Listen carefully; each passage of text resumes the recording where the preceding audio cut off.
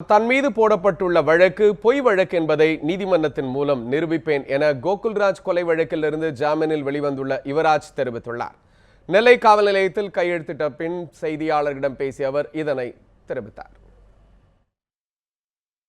100% பொய் வழக்கு அதை நிரூபிப்போம், நீதிமன்றத்தில் நிரூபிப்போம். ஏற்கனவே சொன்னீங்களா அதுக்கான அந்த தற்கொலை தாங்கிறது அதுக்கான ஆதாரம் ஏற்கனவே என்ன சொல்லுங்க? நான் ஆரம்பத்துலேருந்து அதே தான் சொல்கிறேன். விஷ்ணுபிரியா அது தற்கொலை தான், அது கொலை அப்படிங்கிறது நான் ஏற்றுக்க மாட்டேன், தற்கொலை தான். ஆனால் அது நிர்பந்த கொலைன்னு நான் சொல்கிறேன். ஏன்னா இந்த வழக்கு என்மேல் இருக்கக்கூடிய வழக்குகள் அனைத்தும் பொய்யா புனையப்பட்டு அவங்க நேர்மையான அதிகாரி, எதுக்கும் வளைந்து கொடுக்காத நேர்மையான அதிகாரி. இது பொய்யா புனையப்பட்டு பண்ணினதில் அரசியல் நிர்பந்தத்தின் காரணமாக பண்ணினதில் அவங்க தாங்கிக்க முடியாமல் அந்த வழக்குகள்லையும் அவங்க சிக்க வைக்கப்பட்டுட்டாங்க. அந்த ஆவணங்கள் எல்லாத்துலேயும் அவங்க தான் சைன் பண்ணியிருக்காங்க.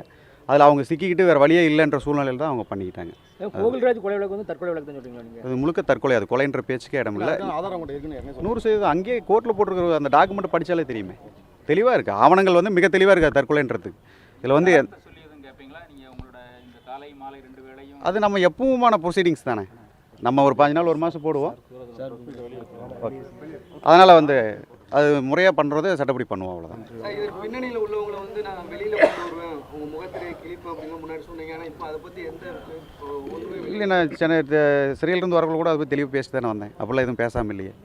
முறையான சட்டப்படி, அதாவது நீதிமன்றத்தில் சட்டப்படி நம்ம அதை வெளியே கொண்டு வருவோம். நம்ம வெளியே கொண்டு வரதுன்னா நானாக பண்ண முடியாது, எல்லாம் கோர்ட் வழியாக வெளியே வரும்.